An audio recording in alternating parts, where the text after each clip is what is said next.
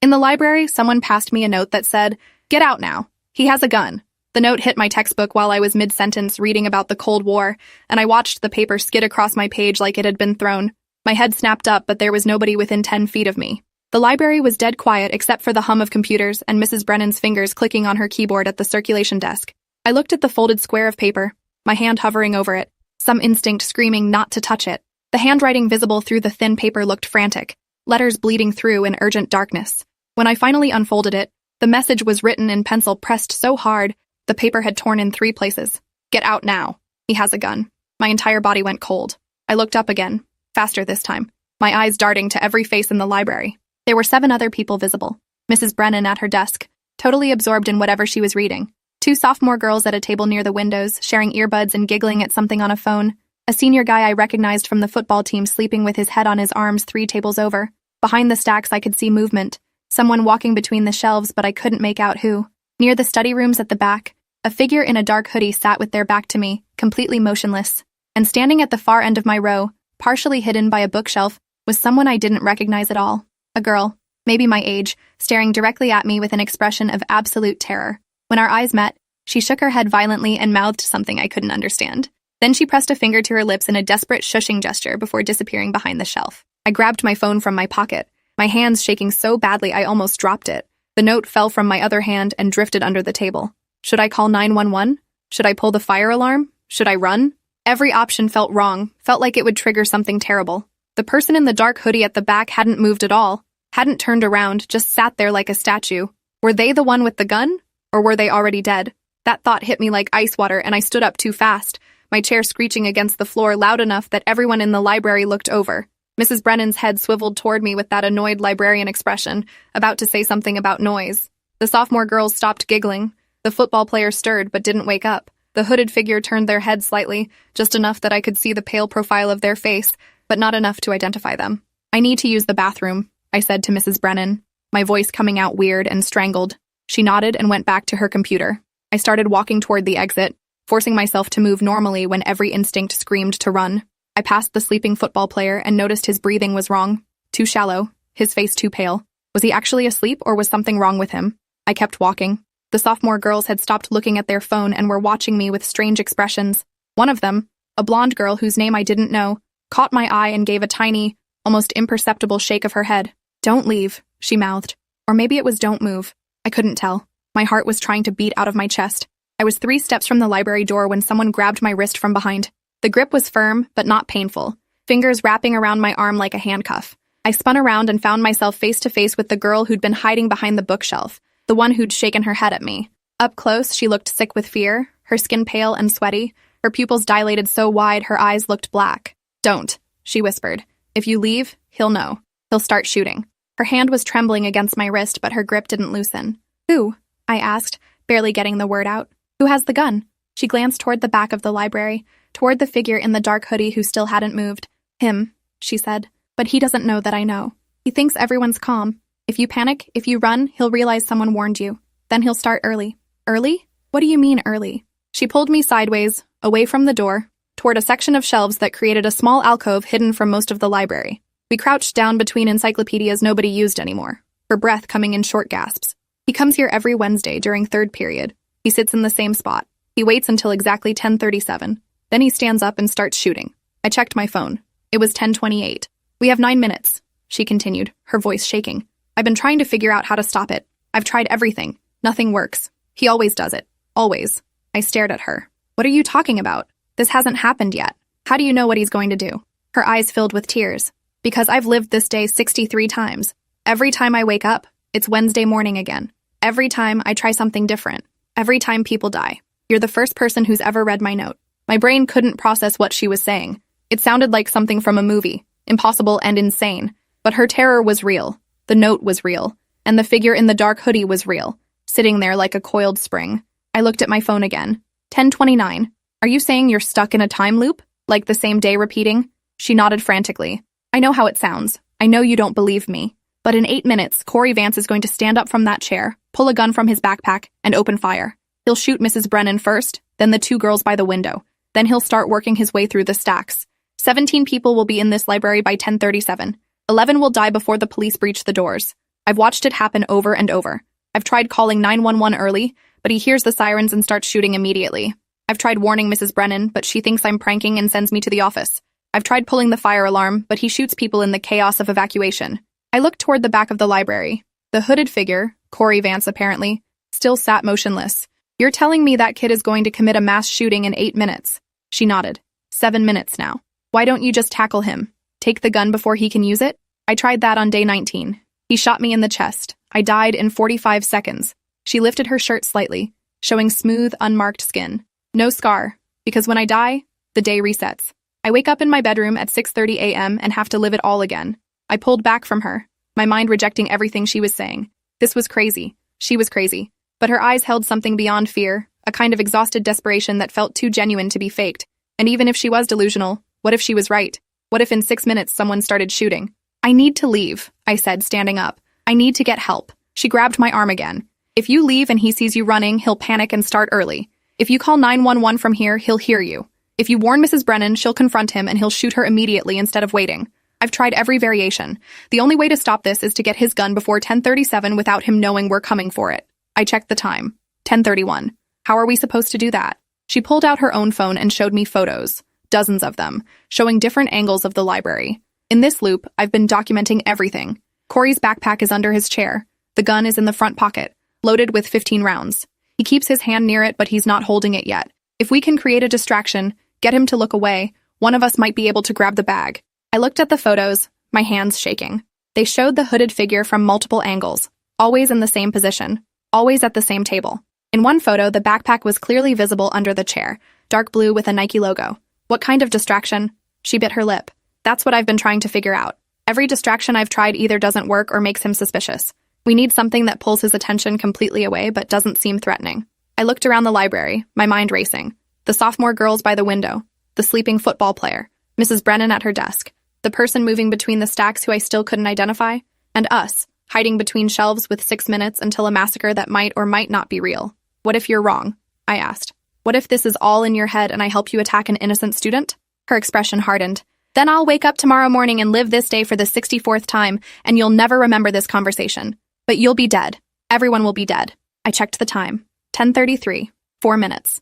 My heart was beating so fast I felt dizzy. What's your name? I asked. Sage Winters, Jr., transfer student from Colorado. Nobody here knows me, which is why nobody believes me when I try to warn them. She showed me her student ID, proving at least that part was true. What's your name? Avery Dimas, sophomore. I've been going to this school my whole life and I've never seen anything like this. I looked toward Corey Vance's motionless figure. He hadn't moved at all, hadn't checked his phone, hadn't done anything that suggested he was counting down to violence. He just sat there. What makes you so sure he's going to do it this time? Maybe this loop is different. Sage's laugh was bitter. I thought that too. On day 37, he never showed up to the library. I thought maybe the loop had changed. Maybe I'd somehow prevented it by existing differently that morning. Then at 10:37, he came through the back entrance instead of the front. He'd changed his approach but not his plan. He killed 14 people that day because I wasn't ready for him. Since then, I've learned that small things change but the big event stays the same. He always comes. He always sits there. He always starts at 10:37. The only question is whether I can finally stop him. I looked at my phone. 10:34. 3 minutes. We need to move now. What's the plan? She pulled me deeper into the stacks, toward the back of the library where Corey sat about 30 feet away. We need to split up. You create a distraction at the front of the library, something loud but not alarming, drop a stack of books, knock over a chair, anything that makes him turn around to look. While he's distracted, I'll come from behind and grab his backpack. I'll run to the emergency exit and throw it outside before he realizes what happened.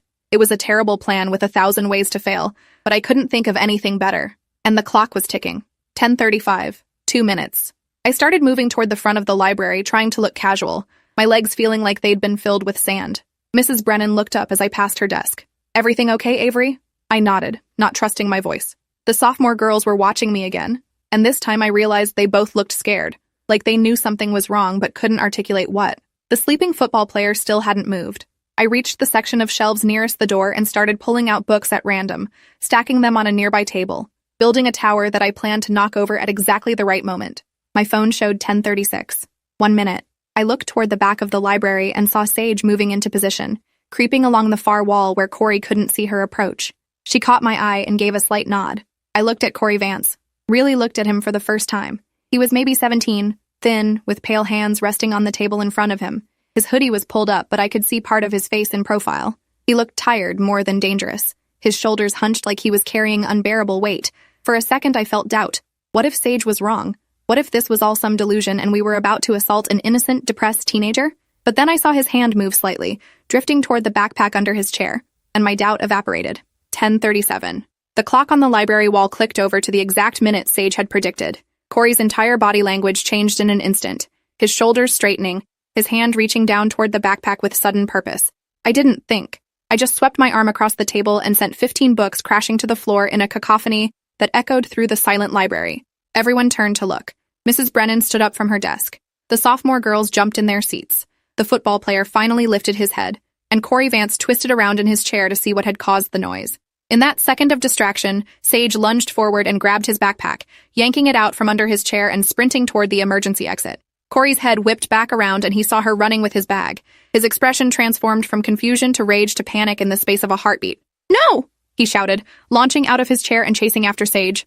She was faster, hitting the emergency exit door with her shoulder and bursting through it into the parking lot beyond, the alarm immediately shrieking. Corey ran after her and I ran after him, my brain screaming that this was insane, that I should let adults handle it, but my body already in motion. Behind me, I heard Mrs. Brennan yelling questions nobody was answering. We all burst into the parking lot, bright autumn sun blinding after the dim library. Sage was 20 feet ahead, running flat out toward the faculty parking area, the backpack clutched against her chest. Corey was 10 feet behind her, gaining ground, screaming wordless rage.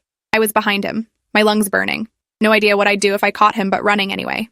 Sage reached a faculty car and threw the backpack underneath it, then kept running. Corey slid to a stop, dropping to his knees to crawl under the car and retrieve his bag. That's when I caught up to him. I didn't plan what to do next. I just drove my shoulder into his side as hard as I could, the impact sending both of us sprawling across the asphalt. Pain exploded in my elbow and hip as I hit the ground. Corey tried to scramble away, but I grabbed his hoodie and held on with every ounce of strength I had. He twisted around and I saw his face clearly for the first time. He was crying, tears streaming down his face while he fought to get free. His expression a mixture of grief and fury that looked almost inhuman. "Let go," he screamed. "You don't understand. I have to do this." I didn't let go. I held on while he thrashed and hit me and screamed about how everyone would finally understand, how they'd finally see the truth. Then Sage was there, pulling out her phone and calling 911, while Corey and I wrestled on the ground. Then the football player appeared, no longer sleeping or pale, running from the library to help hold Corey down. The sophomore girls came out, filming everything on their phones. Mrs. Brennan emerged, her face pale with shock, asking what was happening, why we were fighting, what was in the backpack. Then the security officer from the front office arrived, speaking urgently into his radio, pulling me away from Corey with professional efficiency. Then police sirens in the distance getting louder. Corey stopped fighting. He just lay on the asphalt crying while 2 officers handcuffed him and read his rights. A 3rd officer retrieved the backpack from under the car, opened it carefully, and pulled out a black handgun that looked too real, too heavy, too final. The entire school went into lockdown. They evacuated the library and searched every inch. They found ammunition in Corey's locker, a manifesto on his phone, a list of names he'd been planning to target. Sage and I were separated and questioned by different detectives. I told them everything, about the note, about Sage's warning, about the time loop story that sounded insane in the bright fluorescent lights of the principal's office. The detective, a woman named Lieutenant Angela Price, listened without interrupting. Then she asked to see my phone. She examined the timestamps of my texts, my location history, building a timeline of my movements. "Did you know Corey Vance before today?" "No, I'd never seen him before." "Had you ever spoken to Sage Winters before she gave you the note?" "No, I didn't know she existed." Lieutenant Price made notes. "You understand how this looks? A transfer student nobody knows somehow predicts a school shooting and convinces you to help her stop it. I understand it sounds impossible, but she was right. She knew exactly when he'd do it, exactly where he'd sit, exactly where the gun would be. How would she know that unless she'd seen it before?" Lieutenant Price didn't answer. She just asked more questions. "How did Sage seem when you first saw her?" "Terrified, like she'd been through something traumatic." "Did she explain how she knew about Corey's plan?" "She said she'd lived the day 63 times, like a time loop." The detective's expression didn't change. "Did you believe her?" I didn't know what to believe, but I believed she believed it, and I believed someone was going to get hurt if we didn't do something. After 2 hours of questioning, they let me call my parents. My mom arrived 20 minutes later, her face tight with fear and anger and relief. She hugged me in the hallway outside the office while I tried to explain what had happened. None of it made sense even to me, the person who'd lived through it. They kept the school in lockdown for 6 hours while bomb-sniffing dogs searched every room and FBI agents interviewed potential witnesses. I sat in the cafeteria with hundreds of other students, all of us scrolling through social media watching the news coverage. Active shooter plot foiled at Westfield High. 2 students hailed as heroes. Disturbing manifesto found. Every news outlet showed the same photo of Corey being led to a police car in handcuffs, his face twisted with rage and tears. My phone exploded with texts from people I barely knew, asking if I was okay, asking what happened, asking how I'd known. I didn't answer any of them. I just sat there feeling numb and confused and terrified about what could have happened if Sage had been wrong, if her time loop story had been a delusion, if we'd attacked an innocent person. But she hadn't been wrong. The gun had been real. They released us at 4:30 p.m. My mom drove me home in silence, occasionally reaching over to touch my arm like she needed to confirm I was real. At home, my dad was waiting, having left work early when he heard the news. He hugged me hard enough to hurt, and didn't let go for a full minute. "Are you okay?" He kept asking. "Are you hurt? Did anyone hurt you?" "I'm fine," I kept saying. But I wasn't fine. I kept seeing Corey's face, the grief and rage mixing into something that looked like madness. I kept hearing Sage's voice saying she'd lived this day 63 times. I kept thinking about the 17 people who would have been in that library if she hadn't stopped it. That night, I couldn't sleep. Every time I closed my eyes, I saw the gun being pulled from the backpack. I gave up at 2 a.m. and went to my computer. I searched for everything I could find about Corey Vance. Social media profiles that had been quickly deleted but existed in cached versions. A freshman photo from the school website showing a smiling kid who looked nothing like the person I'd fought in the parking lot. Posts from middle school showing a boy with friends, playing basketball, looking normal. Then something changed. His posts became darker, angrier, filled with complaints about being invisible, about how nobody cared, about how they'd all regret ignoring him. The last post from 2 weeks ago just said, "Soon everyone will remember my name." I found his list of grievances, leaked by someone with access to the police evidence. He'd been bullied, failed classes, lost friends. His parents had divorced. His girlfriend had left him. None of it justified what he'd planned, but it explained the desperation in his eyes when I'd tackled him. Then I searched for Sage Winters. There was almost nothing. A transfer enrollment notice from 6 weeks ago. No social media I could find. No photos except one from a Colorado newspaper showing her winning a debate competition 2 years ago, smiling at the camera like nothing was wrong. I tried to find any evidence supporting her time loop story. Obviously, I found nothing. Time loops weren't real. She must have found out about Corey's plan some other way. Maybe she'd seen something on his social media. Maybe someone had told her. Maybe she'd been stalking him. The rational explanations made sense, but didn't explain how she'd known the exact time, the exact location, the exact details of what would happen. At 3 a.m., my phone buzzed. A text from an unknown number. "It's Sage. Are you awake? Can we talk?" I called her immediately. Her voice sounded exhausted, drained in a way that went beyond physical tiredness. The police finally let me go home. They questioned me for 6 hours. They think I'm either a hero or an accomplice. They're trying to figure out how I knew. I didn't tell them the truth because nobody would believe it. I didn't tell them either, she continued, about the time loop. I just said I'd overheard Corey talking about bringing a gun to school and confronted him in the library. It's a lie, but it's a lie they can accept. Are you okay? Her laugh was hollow. I don't know. I've spent 2 months living the same day over and over. Today felt different because we actually stopped it, but I don't know if it's real or if I'm going to wake up tomorrow morning and it'll be Wednesday again. If the loop resets, I'll remember this conversation, but you won't. You'll forget we ever worked together. The thought was disturbing on a level I couldn't articulate. How did it start? The time loop.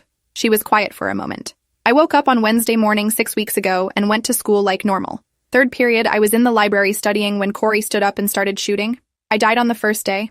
I was trying to run and he shot me in the back. I bled out on the floor in about 3 minutes. It was the worst pain I've ever felt, burning and cold at the same time.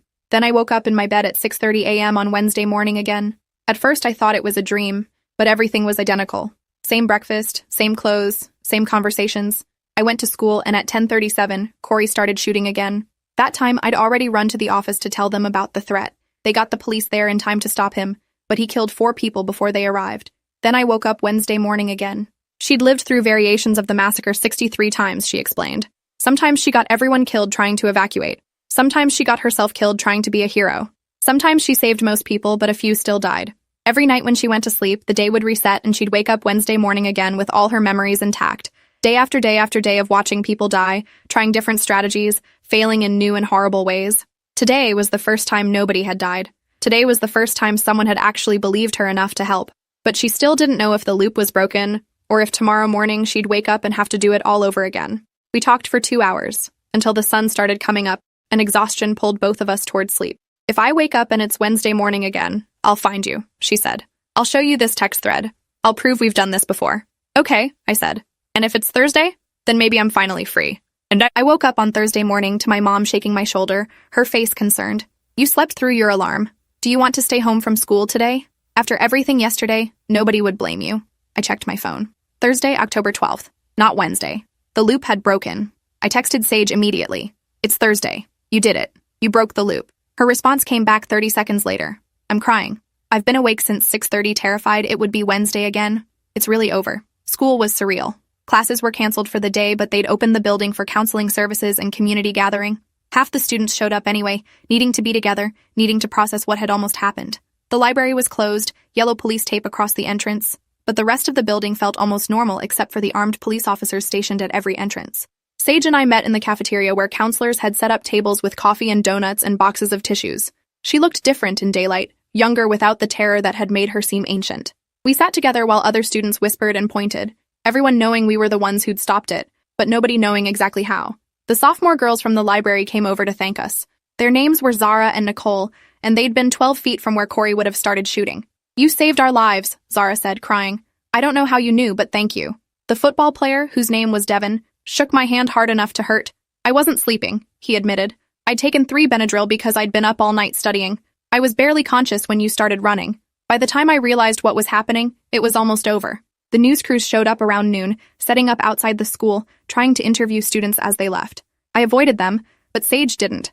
I watched on my phone as she gave a carefully crafted interview about overhearing concerning statements and trusting her instincts. She never mentioned the time loop. She never mentioned living through the massacre 63 times. She just positioned herself as alert and cautious. A good citizen who reported potential danger. The interviewer called her a hero. She flinched at the word. The police arrested 2 of Corey's friends that afternoon, students who'd known about his plan and said nothing. The DA charged them as accessories, arguing that their silence made them complicit in the attempted massacre. One of them, a senior named Derek, gave an interview from jail saying he'd thought Corey was joking, that everyone talked shit about revenge fantasies but nobody actually followed through. He'd been wrong. Corey had been serious. The school board called an emergency meeting to review security protocols. They announced metal detectors would be installed, security officers would be armed, and a behavioral threat assessment team would evaluate students showing warning signs. Parents formed committees to demand action, to ensure something like this could never happen again. News outlets ran investigations into how Corey had acquired the gun, how he'd planned for months without anyone noticing, how the system had failed to identify a student in crisis. Everyone wanted answers, wanted someone to blame, wanted to believe they could prevent the next tragedy if they just implemented the right policies. Nobody wanted to acknowledge that sometimes there were no warning signs you could act on until it was too late. Sage and I had been lucky. We'd stopped it. But how many other times had there been no one like Sage to warn people? A week later, the FBI released their full report on Corey's plan. He'd been radicalized by online communities that glorified school shooters, that treated them as martyrs and heroes. He'd studied previous attacks, learned from their tactics, planned his own with meticulous detail. The manifesto on his phone laid out his grievances in 50 pages of bitter, rambling fury about being ignored, being rejected, being invisible. He'd wanted to make people remember him, to force them to acknowledge his existence through violence since they wouldn't acknowledge it through anything else. The psychology experts called it a narcissistic crisis combined with suicidal ideation. The news called it evil.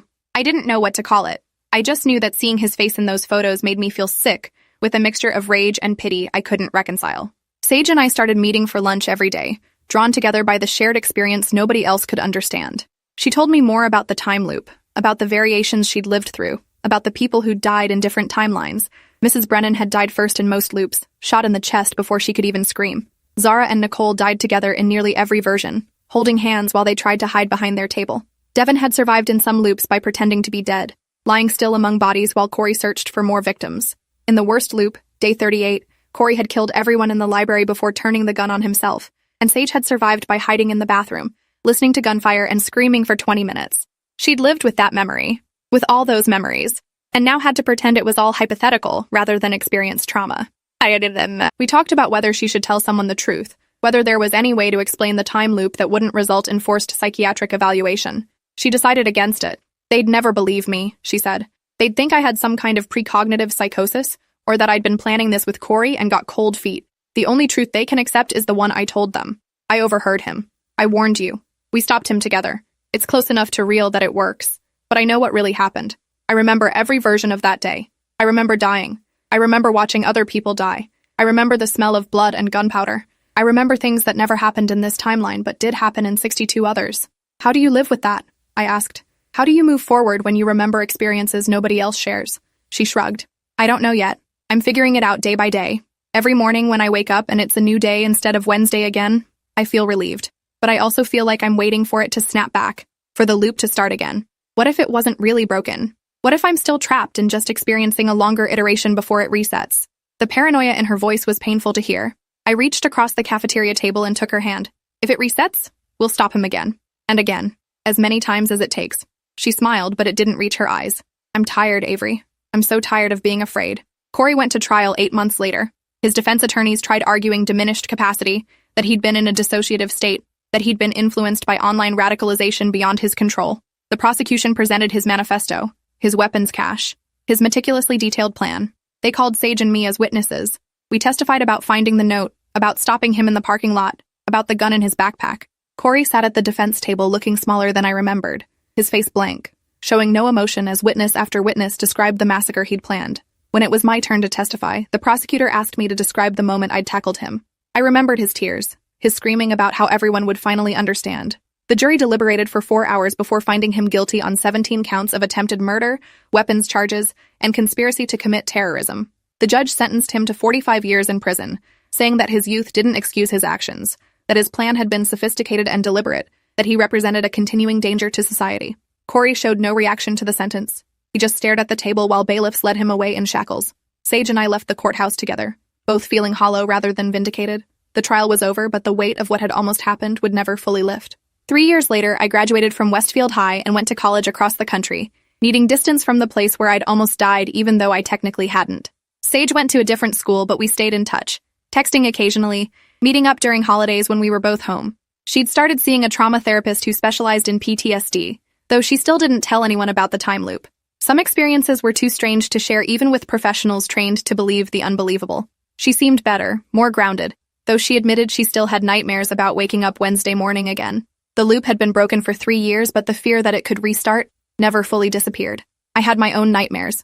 Dreams where I didn't get to the library in time, where Sage's note arrived too late, where Corey succeeded in his plan, and I watched people die while I stood frozen and useless. We gave interviews occasionally when journalists wanted to revisit the story, when other schools experienced tragedies and reporters needed examples of prevention that had worked. We never mentioned the time loop. We stuck to the official story about overhearing a threat and taking it seriously. But between us, in private conversations, we talked about the other timelines, the ones where we'd failed, where people had died, where the outcome had been different. Sage carried the memories of 63 Wednesdays that nobody else remembered, deaths that had been erased when the loop reset but lived on in her mind. Sometimes she'd tell me about people I'd never met, students who'd died in other timelines, describing their last moments with painful detail. I'm the only person who remembers them, she'd say. In this timeline, they survived because they weren't in the library that day. But in others, they died. I remember their faces, their screams, their final words. Doesn't that mean something? Doesn't that mean I owe it to them to remember? I didn't have answers for her. I just listened and tried to understand what it meant to carry memories of events that had been erased from everyone else's reality. 5 years after the incident, Sage called me at midnight, her voice shaking. I need to tell you something I've never told anyone. I'm getting married next month. His name is Julian. He's amazing and kind, and he makes me feel safe. But I've never told him about the time loop. He knows about Westfield. Everyone knows about Westfield. But he thinks it happened the way the news reported. How do I marry someone when I'm keeping the most fundamental truth about myself hidden? Do I tell him? Do I risk him thinking I'm insane? Or do I carry this secret forever, knowing there's a part of me he'll never fully understand? I thought about it before answering. You tell him, I said. Not because he deserves to know, but because you deserve to be fully known by the person you're spending your life with. The risk is worth it. If he can't handle the truth, better to find out now than carry that weight alone forever. She told Julian 3 days later. He called me afterward, asking if the time loop story was real, or if Sage was experiencing trauma-induced false memories. I confirmed it was real, at least real to her, and that her memories of those other timelines were as vivid and detailed as any normal memory. Julian struggled with it for a week, researching time loops and quantum physics and trying to find a framework that made sense. Eventually, he called Sage and told her it didn't matter whether he fully understood or believed the mechanics of what had happened. What mattered was that she'd experienced something traumatic, that she carried memories of events others didn't share, and that he loved her regardless of whether those memories were literal or psychological. They got married in a small ceremony where I stood as Sage's maid of honor, both of us crying through the vows, both thinking about how close she'd come to never experiencing this day in any timeline. 10 years after Westfield, they released Corey's prison interviews to the public. He'd spent a decade behind bars and had participated in multiple therapeutic programs, working to understand what had driven him to plan mass murder. In the interviews, he expressed remorse that sounded genuine, describing how his anger and narcissism had blinded him to the humanity of his intended victims, how the online communities had warped his thinking until violence seemed like the only solution to his pain. He'd never be released, the interviewer noted. He'd spent his entire life in prison for crimes he'd attempted but not completed. Did he deserve forgiveness? The question sparked fierce debate on social media, with some arguing that attempted murder deserved the same punishment as actual murder, while others suggested his youth and subsequent remorse should matter. Sage and I watched the interviews together at her house, Julian in the next room giving us space. She'd wanted to see him, to hear him explain after all these years. At the end, when the interviewer asked Corey if he had anything to say to the students he'd planned to kill, he looked directly into the camera. "I'm sorry feels inadequate for what I intended to do. I was in so much pain that I wanted everyone else to hurt too. But pain doesn't justify evil. I'm grateful I was stopped before I could hurt anyone. I think about the people I would have killed every single day. I see their faces in my mind, imagining what they've done with the lives I tried to take. One girl would have graduated valedictorian. Another plays college basketball now. A boy became a doctor. They're all living because 2 students were brave enough to stop me. I don't deserve their forgiveness and I'm not asking for it. I just want them to know that my failure to kill them is the only thing in my life I'm proud of." Sage turned off the interview and sat in silence for several minutes. Believe him? I don't know if it matters whether I believe he's in prison either way. He can't hurt anyone, and sometimes I wonder about the core other timeline, ones where he succeeded. Those realities that don't exist anymore, killed 11 people himself. He never had a chance to feel remorse, to understand what he'd done. This Corey, one in our timeline, gets to live with what he almost did. That's its own kindness. 15 years after Westfield, I returned for a memorial vacation. School had built a small garden with a plaque honoring prevention of tragedy, courage, and vigilance. Sage's name and mine were engraved along with the date and a quote. "Sometimes heroism is stopping the terrible thing before it begins." We stood together at the ceremony while the principal gave a speech about school safety and responsibility. Students who'd been toddlers when it happened listened politely, not fully understanding that they were standing 20 feet from where 11 people would have died, not for a note passed in a library. After the ceremony, Sage and I walked to the library, which had been renovated but still occupied the same space. We stood at the table where I'd been studying 15 years ago, where a note had lain. "Do you ever think about how many other people might be living through time loops?" Sage asked. "How many other tragedies might be getting prevented in resets we don't remember? How much worse could our world be if not for people in their own learning from mistakes nobody else knows?" I'd thought about it. The idea that reality might be instantly being corrected by people stuck in loops, optimizing outcomes we took for granted as singular events. It was terrifying and comforting at the same time. "We don't know," I said. "We can't know. We can only be grateful for the timeline we're in and try to prevent the tragedies we can see coming." Sage nodded and placed her hand on the table where the note had landed. "Thank you for believing me that day. Thank you for running when I needed you to run." I put my hand over hers. "Thank you for living through Wednesday 63 times until you figured out how to save us all." 20 years after Westfield, Sage and Julian have 2 children who'll never know how close they came to not existing. I'm their godmother, present at their births, watching them grow in a timeline that almost didn't happen.